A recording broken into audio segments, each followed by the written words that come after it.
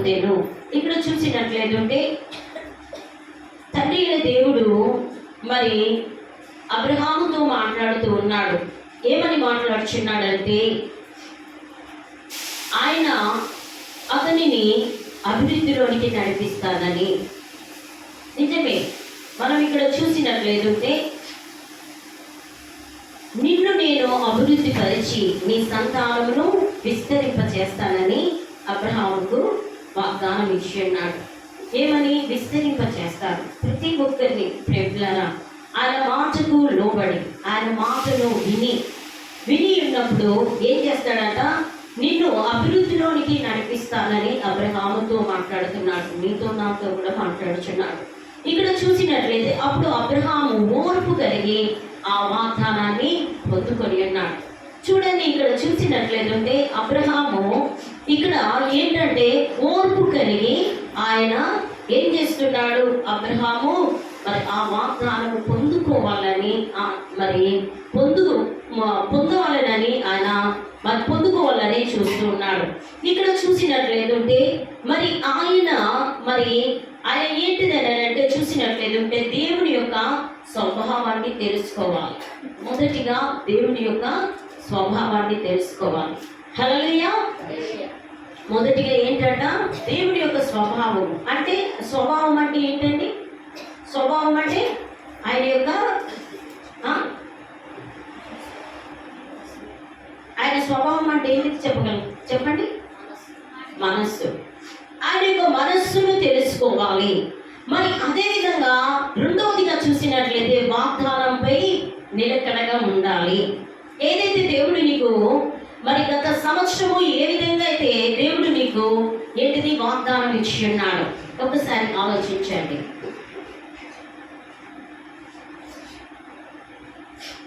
ఇక్కడ రెండవదిగా చూసినట్లయితే వాగ్దానంపై నిలకడగా ఉండడము. చాలా మంది ఆయన స్వభావం అనగా ఆయన మనస్సును తెలుసుకోవడము. రెండవదిగా చూసినట్లయితే ఆయన వాగ్దానంపై నిలకడగా ఉండాలి. ఏంటిది? ఆయన ఇచ్చేదాకా వెయిటింగ్ చేస్తూ ఉండాలి.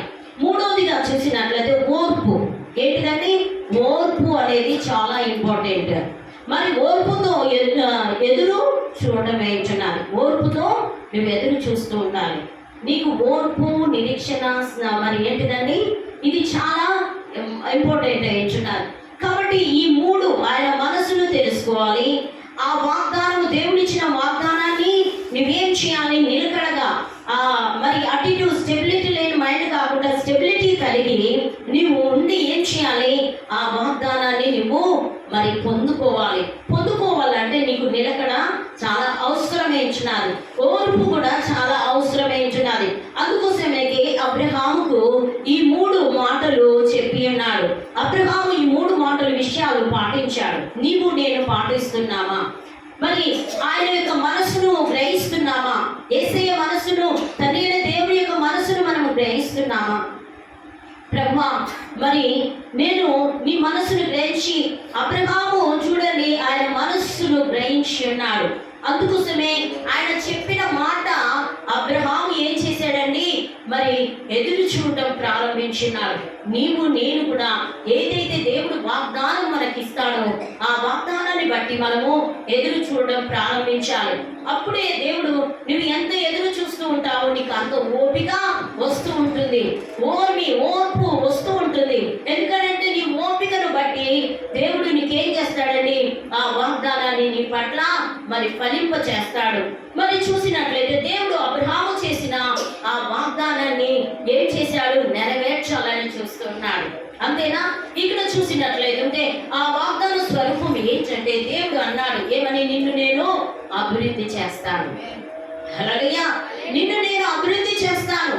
నిన్ను నేను అభివృద్ధి చేసి పరిచి నీ సంతానమును విస్తరింప చేస్తాను. నేను అభివృద్ధి చేస్తాను, నీ సంతానాన్ని విస్తరింప చేస్తాను. ఇంకా అంతకంటే ఏముండదండి?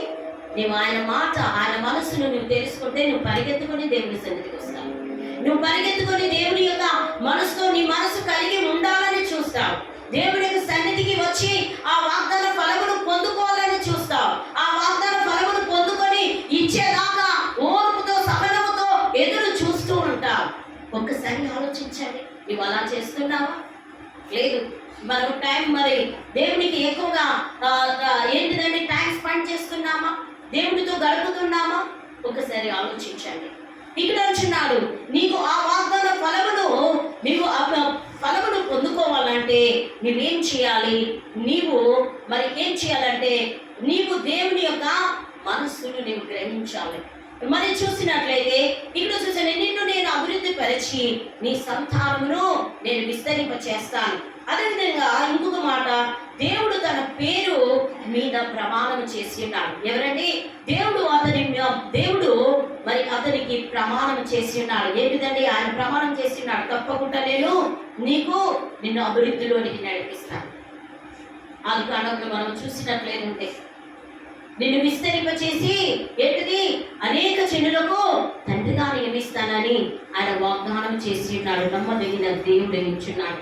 కాబట్టి ఆ వాగ్దానాన్ని దేవుడు మరి అతని పట్ల నెరవేర్చి ఉన్నాడు. ఇక్కడ చూసినట్లయితే మరి అతడు దేవుని తన పేరును బట్టి ప్రమాణం చేసి ఉన్నాడు. కాబట్టి దేవుడు నెరవేర్చడానికి మరి చూడండి నెరవేర్చి ఉన్నాడు. కాబట్టి దేవుని మాట ఎందుకు స్థిరము? దేవుడు ఏదైనా చెప్తే అది తప్పకుండా చేయగలుగుతాడు. ఏదైతే నీకు ఇస్తానని అంటాడో అది తప్పకుండా లేటే కావచ్చు, కానీ మరి దేవుడు తప్పకుండా నీకు ఆ యొక్క ఏంటిదంటే ప్రతిఫలము నీకు అనుగ్రహిస్తాడు. తప్పకుండా నీవు అడిగింది ఆయన నీకు మరి ఇస్తాడు. ఏంటంటే 75 yearsకి ఆయనకు వాగ్దానం చేశాడు తండ్రి అయిన దేవుడు. ఏది 75 సంవత్సరాలకు చెప్పి ఉన్నాడు, నీకు నేను కుమారుణ్ణి ఇస్తానని చెప్పి 25 సంవత్సరాలు వెయిటింగ్ చేసి ఉన్నాడు. హల్లెలూయా. ఎన్ని సంవత్సరాలు చూడాలి ఒకసారి నువ్వు ఆలోచించావా? ఎప్పుడైనా ఆలోచించావా? చాలా మందికి ఏదంటే ఇప్పుడే కావాలని అంటారు. కానీ ప్రియబిడ్డలారా, ఆయన 75 సంవత్సరాలప్పుడు మాట్లాడిన దేవుడు మరి 25 సంవత్సరాల తర్వాత ఆయనకు దేవుడు మరి ఏంటిదండి మరి ఆ యొక్క 100 years అంటే 100 సంవత్సరాలకు ఆయన కుమారుణ్ణి కన్నాడు. ఏంటి వాగ్దాన ఆ యొక్క పుత్రుణ్ణి కన్నాడు, ఇస్సాకుని కని ఉన్నాడు. కాబట్టి దేవుని మాట స్థిరపరచువాడైంటున్నాడు. ఆయన స్థిరపరచువాడు, బలపరచువాడైంటున్నాడు. మనుషులు మారుతారు, అంతేనా? మనుషులు ఇప్పుడు చెప్పి మనం చేయలేము. చేస్తామా? చేయలేము. ఎందుకంటే మాట చెప్పి తప్పిపోతూ ఉంటాం. కానీ దేవుడు మాట ఇచ్చి ఆయన నెరవేర్చువాడు, స్థిరపరచువాడు ఇచ్చినాడు. కాబట్టి పరిస్థితులు మారుతాయి. మనకు అనుకూలించే కొన్ని పరిస్థితులను బట్టి మనకు ఏంటిదండి పరిస్థితులు మారుతూ ఉంటాయి. ఎందుకంటే కొన్ని వాతావరణం కొన్ని వాటిని బట్టి పరిస్థితులు మారవచ్చు. మన కుటుంబాల పరిస్థితులు మారవచ్చు, మన బంధువుల పరిస్థితులు మారవచ్చు. మనం ఇచ్చిన మరి దేవునికి ఇచ్చిన మాటను మనం మార్చవచ్చు, కానీ దేవుడు మాత్రము మార్చలేడు. కాబట్టి పరిస్థితులు మారవచ్చు, కానీ దేవుని మాట ఎప్పటికీ స్థిరముగా ఉంటుంది. హల్లెలూయా. చప్పట్లు కొట్టి దేవుని మహిమపరచాలి. ఆయన ఇచ్చిన మాట స్థిరమైనది ఇచ్చున్నారు. నీకు ఇప్పుడు ఏ వాగ్దానం అయితే ఇచ్చాడో ఆ వాగ్దాన్ని పూర్తి అయ్యే వరకు ఆయన ఏంటిదండి అది నెరవేర్చే వరకు ఆయన నీతోనే ఉంటాడు, నీలోనే ఉంటాడు. కాబట్టి నువ్వు ఒకసారి ఆలోచిస్తున్నావా? ఇంత మంచి దేవుడు మన దగ్గర ఉన్నాడు. తండ్రి అయిన దేవుడు మరి తన కుమారుని లోకానికి పంపించాడు. నువ్వు ఒకసారి ఆలోచిస్తున్నావా? నీ పని కొరికే నువ్వు చూస్తున్నావా? స్థిరమైన మనస్సు కలిగి ఏకాగ్రత కలిగి దేవుని యొక్క మందిరంలో వచ్చి నీవు దేవుని ఆరాధిస్తున్నావు. మరి అబ్రహాము మాట విన్నాడు కాబట్టి, ఓర్పుతో సహనముతో ఆయన ఉన్నాడు కాబట్టి ఆయన ఆ వాగ్దానాన్ని స్వతంత్రించుకొని ఉన్నాడు. నీకు ఇచ్చిన వాగ్దానాన్ని నువ్వు స్వతంత్రించుకుంటున్నావా? ఒకసారి ఆలోచించు. గత సంవత్సరం నుండి డిసెంబర్ మరి ఏంటిదండి 30 తారీఖు వస్తుంది. ఏంటిది 31st నైట్ వస్తుంది, అంతేనా? 31st నైట్ వస్తుంది. వచ్చినప్పుడు ఆ వాగ్దానము దేవుడు మరి నీకు ఈ ప్రామిస్ కార్డ్ ద్వారా మాట్లాడుతూ ఉంటాడు. ఆ మాట్లాడిన ఆ యొక్క ప్రామిస్ కార్డుని తీసుకొని ఆ వాక్యాన్ని తీసుకొని నువ్వు ఆ యొక్క వాక్యం ద్వారా దేవా నువ్వు నాతో మాట్లాడి ఉన్నావయ్యా, అయ్యా నీకు వందనాలు, ఈ వాక్యాన్ని నా జీవితంలో నెరవేర్చని ఎప్పుడన్నా ప్రార్థన చేశావా? హల్లెలూయా. చూడండి, ఈయన ప్రార్థన చేయడం ప్రారంభించి ఉన్నాడు. నీవు నేను కూడా ఆ వాగ్దానం ఇచ్చిన ఆ వాగ్దానాన్ని బట్టి నువ్వు ప్రార్థన చేయడము ప్రారంభించాలి. కాబట్టి ఆయన మాట తప్పని వాడు ఏంటున్నాడు. ఇచ్చిన పనిని ఏంటిదండి మరి చూడని దేవుని మరి ఏంటిదండి మనుషులు మారుతారు, అంతేనా? పరిస్థితులు మారుతాయి, కానీ దేవుడు మాట ఇచ్చినది మాట మాత్రము ఎప్పటికీ నిలిచిపోతుంది, మారదు. హల్లెలూయా, హల్లెలూయా. చప్పట్లు కొట్టి దేవుని మహిమపరచాం. అదేవిధంగా దేవుడు చెప్పి చేయలేదా? తప్పకుండా చెప్పి చేసే దేవుడు అయించున్నాడు. ఆయన ఏంటిదండి? వాగ్దాన వరపుత్రుణ్ణి అనగా వాగ్దాన పుత్రుణ్ణి ఈ లోకానికి పంపించున్నాడు.